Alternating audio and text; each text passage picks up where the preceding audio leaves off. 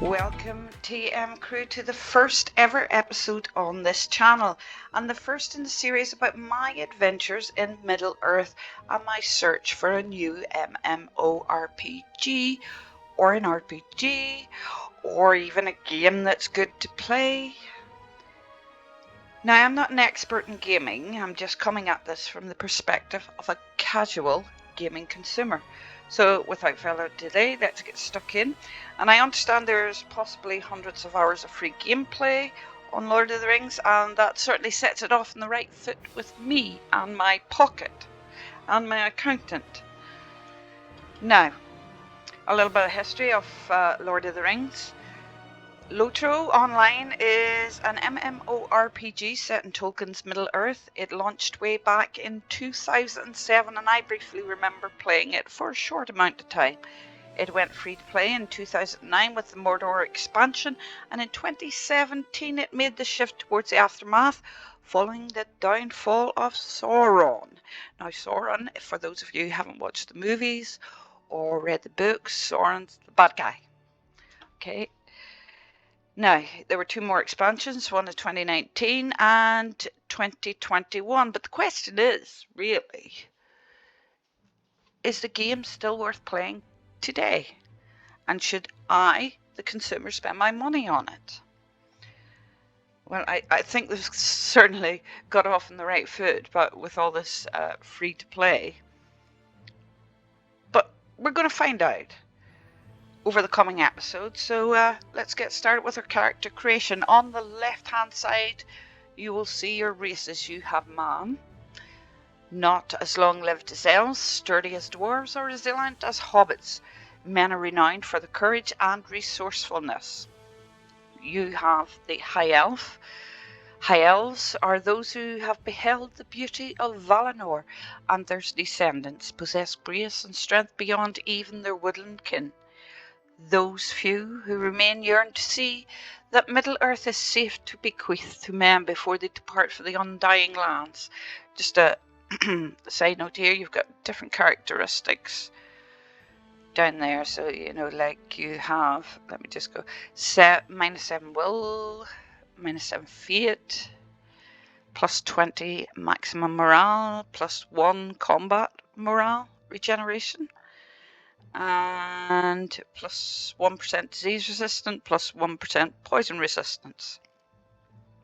So when you're selecting your character, I suppose you should take those all into account, though I did take a little bit of a look online last night, and some people are saying that it doesn't make a whole lot of difference, but still, I'd like to pick the right one. So you have dwarfs, dwellers of stone and miners of metal. The dwarves are doughty folk, resistant to the corruption of the enemy, but not to greed. Stout axe, which is purchasable in the LOTRO store. The stout axes were once a part of one of the 7 houses of the dwarves, known as Draza folk. I hope I'm saying that right. I'm going to kill these names. Brought to ruin by their desire for the ring granted to them by Sauron, Draza's folks doomed their descendants to an era of thraldom in the Black Land. Hobbits, Samwise Gamgee, Frodo Baggins, Bilbo Baggins, happiest when enjoying a simple life with 6 square meals a day. Hobbits are solid and dependable when called to action. The elf.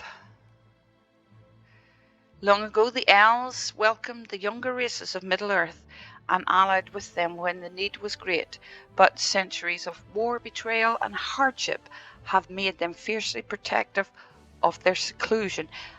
Sounds a bit like me. The Beoring. What's Beoring? Beorings descend from ancient men and can skin change, so skinwalker, into bears when angered. They are gruff, distrustful, impolite, and respect all creatures of nature, and hate orcs more than anything. Again, that sounds like me. So over on the right hand side of your screen, you have your classes. You have the boring, advanced, The role is damage and support. Beorings are skin changers that can change into the form of a bear in combat. They focus their wrath while in bear form, choosing to deal grievous blows or bolster their own resolve. While skilled in combat, some Beorings, here we go. You are getting this as I record it. I am not doing any editing. Also choose to wield their knowledge of the wilderness to assist their allies. Lower, the Beorings of Middle-earth are a largely reclusive people. They trace their ancestry back to Bjorn himself and spend most of their time deep in the wilderness. The solitude of the forest gives little comfort in recent times, with the enemy encroaching from all sides. The time has come for the descendants of Bjorn to lend their strength to the free peoples of Middle-earth. Okay. Oh, what we done there? Boring. Alright, I want man. We're going to go to burglar. Again, that's advanced. It doesn't sound like my type of role. Support. Burglars are masters of debuffing skills that cause foes to deal less damage or be easier to kill. They utilize their trick skills to debuff foes and can later remove the tricks for additional benefits. Burglars also have stealth skills and are proficient at initiating fellowship maneuvers. In fellowships, a burglar supports his allies by debuffing foes while dealing respectable damage. Burglars are masters of stealth and misdirection. They rely on sleight of hand and startling attacks that allow their companions to overwhelm adversaries. This class is inspired by the famous Bilbo Baggins, who accompanied Thorin and company on their quest to the Lonely Mountain. The Brawler, advanced difficulty, that won't be my choice then. Role, offense, defense. Brawlers are aggressive melee fighters who wield a unique resource called metal to maximize their damage and fuel their most powerful spells. Skills, not spells, they're brawlers. As I said, you're getting this off the cuff. Although their offensive capabilities truly shine in one-on-one combat, they are not without recourse when faced with multiple enemies. In fellowships, a brawler's abrasive nature helps them hold the ire of their foes and keep their allies safe. Brawlers are formidable fighters whose bold maneuvers can topple their foes and safeguard their allies. This class is inspired by Helm Hammerhand, who, to the astonishment of many, would take to the battlefield barehanded. Okay, Captain. Class difficulty, he's moderate, and his role is support. Captains are armoured melee fighters and masters of buffing skills that enhance allies. They may summon a herald companion to fight by their side, ensuring they always have an ally to buff. They can also mark foes, giving benefits to all who attack them. In fellowships, the captain supports his allies with healing and buffs, while still dealing respectable damage. So he's a healer, a debuffer, and a DPS. Okay. Lower, the captains of Middle-earth hold the future in their hands by their own strength of arms and the inspiration they instill in others. They must lead the free peoples to victory. This class is inspired by who? Eärnur? I don't know who. The last king of Gondor. Yes, I remember that. Who was revered both as a captain skilled in arms and as a Loremaster. Champion. When I did a bit of looking online, this is the one that people mostly recommend it to new players. It's simply because apparently it's easier to play. But as I said, I am not good at hand-to-hand combat. So class difficulty, basic. Roll, damage. So basic damage. Champions wade into battle, swinging their weapons in all directions, dealing significant damage to many foes at once. With each strike, their favour grows, allowing them to use even more potent skills.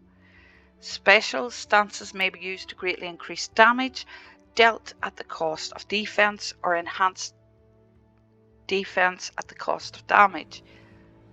In fellowships, a champion concentrates on engaging as many foes as possible. Unrelenting in battle, champions are the consummate warriors. A champion cares not for his own well-being, but relies on his strength and prowess to slay the enemy before they can bring more destruction to Middle-earth. So I think if I'd never played MMOs before, I would probably, if I was completely new, I probably would pick that one, and it's still a possibility. But like I said, I'm usually ranged DPS. So Guardian, it looks like a tank to me. We'll see. Basic role defense. Guardians wear heavy armor and have many defensive skills that allow them to survive battles against the most fearsome foes. Guardians also have skills that draw foes' attention away from their allies and to themselves. In fellowships, Guardian forces enemies to attack himself so that his more fragile allies will not be harmed by the foes. So that's basically a tank to me. The Guardians are the stout protectors of the weak and defenders of those in need. Loyal companions to the end, true Guardians stand to the forefront of battle, shielding their allies from enemy assaults. This class was inspired by the Hobbit Samwise Gamgee, whose loyalty to Frodo Baggins knew no bounds. Oh, so that's basic defense. So there's the champion and the guardian. To me, that is, the champion is melee DPS and the guardian is more like a tank. That's how I'm seeing it in my head. I'm not saying that's the way it is, so nobody shout at me for thinking that. Right, the hunter. Now, these look like they're going to be more in my area. The hunter, class difficulty, basic, roll damage. Hunters are proficient at dealing significant damage to a single foe at long range. Their basic bow skills generate focus points, allowing them to use even more potent skills. If a foe manages to close into melee, the hunter's dual-wield weapons are capable of dealing the final blow. In fellowships, a hunter concentrates on quickly killing foes one at a time. Hunters are masters of field and forest, unmatched in their dexterity with the bow. They use their survival skills to guide companions and lay traps for enemies. The coming of the enemy has forced them to adapt these skills to use against new prey. This class is inspired by Legolas, Prince of Mirkwood, a mighty hunter and companion of Aragorn. Loremaster, advanced. But I like that. That looks like something I would play. But it says its difficulty is advanced, so we'll see. Role support. Lore masters and masters of crowd control. Skills that trap foes and keep them from fighting. They may call on animal companions to fight by their side. I like the sound of that. And even call on elemental forces to damage the foes. Again, I like the sound of that. In fellowships, a lore master concentrates on supporting his allies, primarily by hindering the foe's ability to deal damage. Let me just grab a sip of coffee here.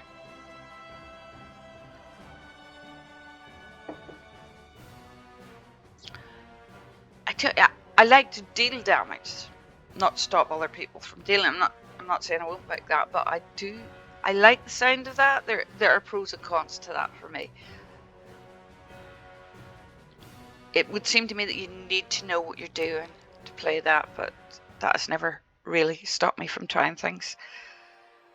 Loremasters are seekers of knowledge and guardians of wisdom. Through study of bygone ages, they learn ancient secrets that allow them to hinder foes, as well as protect against the dark powers of the enemy. They have many skills that invoke the natural world of Middle-earth, but it is draining on the will, thus costing them morale to fuel some of these powerful skills. So is morale, I mean, you guys that play this, is morale like mana? I think morale must be like mana. That's the last bit. This class was inspired by Elrond, half elven, half lord, and master of Rivendell. We're going to have to go there. We are going to have to go to Rivendell. The minstrel, moderate, role healer. Okay. Not sure you'd want me healing you, but yeah, okay. Pardon me. Minstrels are known for their healing capabilities and are capable of dealing respectable damage with word speech. They have a variety of supporting skills and special ballads. Using a ballad unlocks more potent ballads. So ballads unlock ballads, which culminate with powerful anthems. A ballad that unlocks a ballad that unlocks an anthem. Okay, in fellowships, a minstrel keeps his allies healed and supported. Middle-earth is a land deeply infused with music, and true minstrels are skilled at tapping into that power. They weave songs and tales so stirring that their companions' morale will not fail, and they will be driven to perform greater feats of prowess. They can even utter words of true power and ward against the forces of darkness with their anthems. This class was inspired by Luthien, that guy, we'll call him LT, whose elven voice beguiled friends and foe alike. Okay. The Rune Keeper, moderate, damage healer. I like the look of that, but it's the healing thing. I'm not too sure if I'd be any good at it. Rune Keepers must choose during each battle to focus on damaging skills or healing skills. So does that mean that you choose to do one or the other at the start of each battle? You have to choose each and every time. Either choice will shift their attunement, unlocking more potent skills but restricting access to others. In addition, they have support skills that may always be used. In fellowships, a Rune Keeper keeps allies healed or deals significant damage to the foes. Rune Keepers are gifted linguists and masters of true names. With this knowledge, a Rune Keeper crafts powerful rune words that help the free peoples through unparalleled mastery of Agethos and Tengwar runes. Go easy on me. A Rune Keeper evokes much more than a normal scribe. Dagor runes deal with battle, Nestad with healing, and Thalas with support. Oh, it sounds like a lot to think about. This class is inspired by the Master Elfsmith. Oh my god, it's another one of those names. Celebrimbor? I am going to get killed in the comments. Whose skill with runes of power was unparalleled. I still like the idea of this guy. That's who I'm thinking at the moment, but it's advanced, and that scares me because I don't know what I'm doing. So the Warden, advanced roll defense. Let me just take a sip of coffee here. Wardens are mobile melee combatants. Oh my god. Who use javelins for initiating combat and against ranged foes. So they're like the spearhead. Their unique warden shields and a variety of defense skills allow them to stay in the fight longer than most. Basic warden skills build up their gambit chain, which can be spent to unleash special gambit skills. In fellowships, a warden forces enemies to attack themselves so his more fragile allies will not be harmed by the foes. The warden patrols the borders of civilized lands, preventing the encroachment of fell creatures from the wild.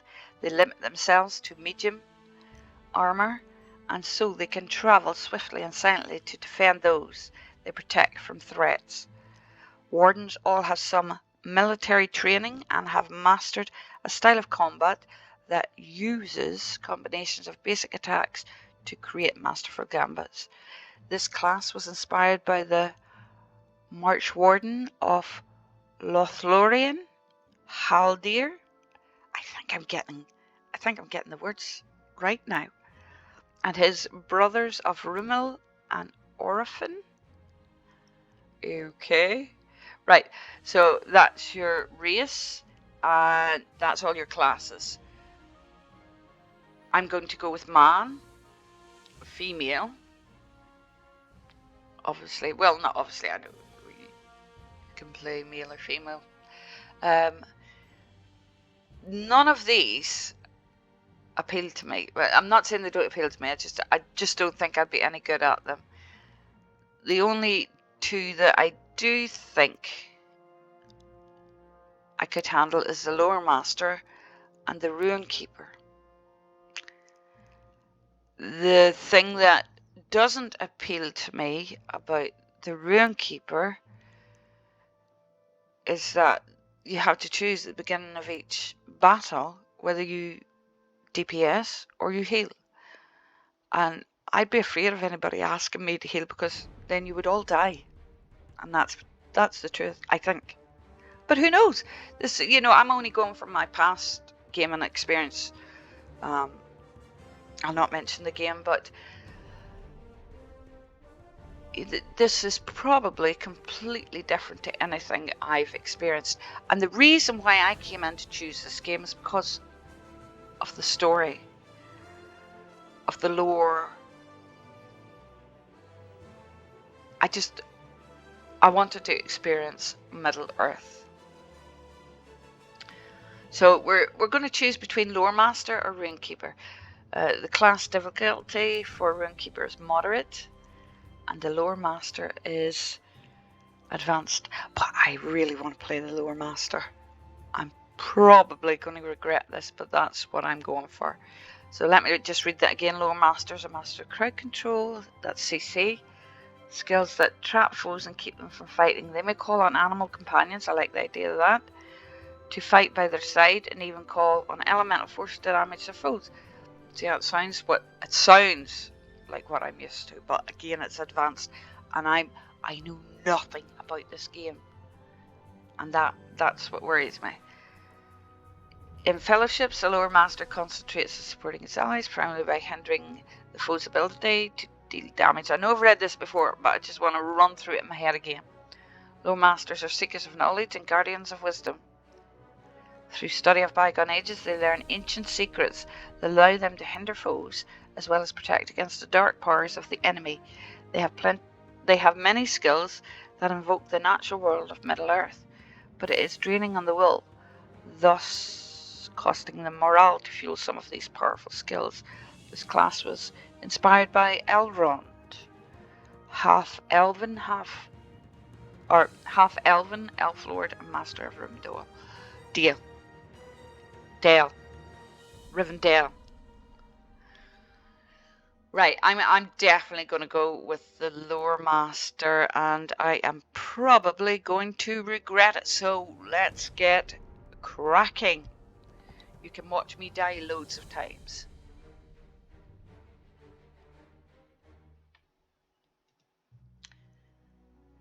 So there's the Loremaster. Breland, Dalelands, Gondor, Rohan.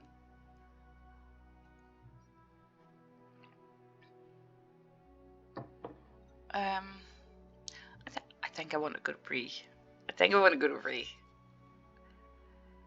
I'm surprised that you can actually choose the 4 different ones.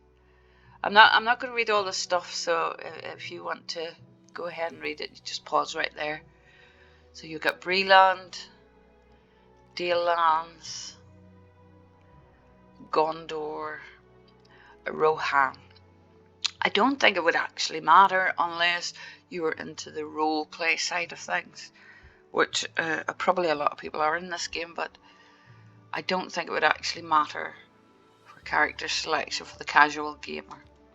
So I'm going to go with Breland simply because I want to see the world of the hobbits and such. So we're going over to customize presets, body type, skin. Always like to go a little bit of tan. Okay. Head, I'm not going to mess with that. She looks alright. Face, she looks alright. Eyes, I'm going to change it to the colour of my eyes. Brown. So can I go any darker? Because they're actually a lot darker than that. Nope. Okay. So you can change your eye height, and I'm not going to mess too much with that. Otherwise, we're going to be here all day, and I don't have all day. So hair. This is the important one for me. Hairstyle. 55 different hairstyles. Facial hair. I'm not going to be needing that. Eyebrows, stubble. I'm not going to be needing stubble either. So we're just going to work on the hairstyle. I might look at the eyebrows. Hairstyle. No.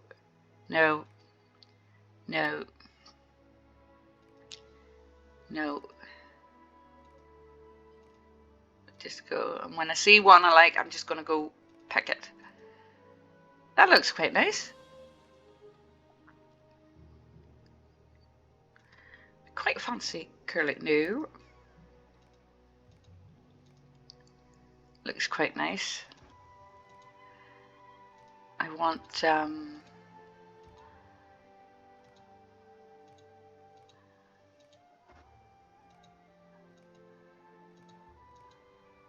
that's nice. That's nice too, I like that. I'm looking for curly hair. Oh, right, okay. Curly hair.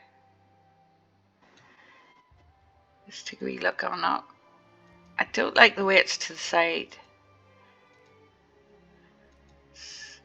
Let me take a look at that.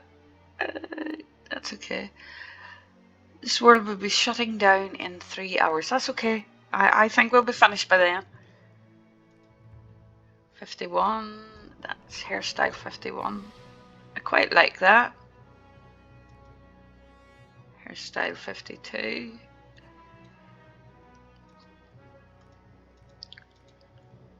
No. Okay. So it's going to be one of these curly ones.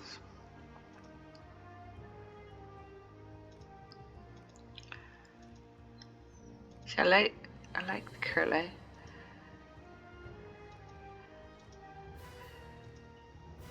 Right, we're going to go with that. We'll go with that. So facial hair, we don't need. Eyebrows, I'm not going to mess too much with that. I just want to have a quick look. I want to kind of give it more my eyebrows. There we go. Stubble. I don't have any stubble, so I'm going to take a read check on that. Now, in the tradition of us Celts, I'm going with ginger hair. The gingery, the better. There we go. We got it. Now, I don't have ginger hair, but I do like it. Nose, jaw, mouth, you can change all that. I am not going to mess with that. And I think we have our character. Okay, let's pick a name. Obvious, Tahane. Oh, I can't spell.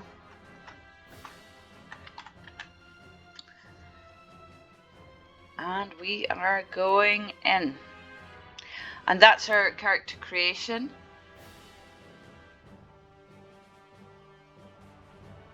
There we go. We are a Loremaster. I think she looks pretty good. I mean, I don't know what your computer's going to be like when you first logged into it. When I first logged in, it was quite pixelated, so I had to play around with the graphics and stuff. But once I knew, sort of got my footing, I think it's given a pretty good image. And that is your character creation. Jump in there, create your own character, and I'll see you in Middle-earth and in episode 2, where we look at the tutorial.